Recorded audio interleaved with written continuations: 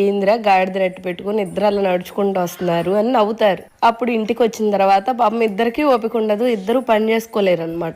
అంటే చాలా దూరం నుంచి నడిచి వచ్చేటప్పటికి. దీన్ని బట్టి మనకు అర్థమైంది ఏంటంటే, మనం ఏది చేసినా మన జీవితంలో పక్కన వాడికి బాధే. చివరికి మనం చచ్చిపోయినా కూడా అలా చచ్చిపోకుండా ఉండాల్సింది ఇలా చచ్చిపోతే బాగుండేది అనుకునే సమాజంలో మనం ఉంటున్నాం. కాబట్టి మనము ధర్మబద్ధంగా బతకడానికి ఎవరికో నచ్చాల్సిన అవసరం లేదు.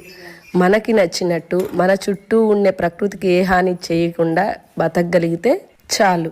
నా విషయం వరకు నేను పక్కన వాళ్ళు ఏమనుకుంటారు అనే దానికంటే ఈ పని చేస్తే పక్కన వాళ్ళకి ఏం నష్టం కలగకుండా ఉందా లేదా అనేది వరకే ఆలోచించుకుంటాను. ఇది మన జీవితం, దేనికైనా ఆన్సరబుల్ మనమే. మనకి నష్టం బాధ వచ్చినా కూడా మనతో వచ్చి ఉండడానికి ఎవ్వరూ ఉండరు.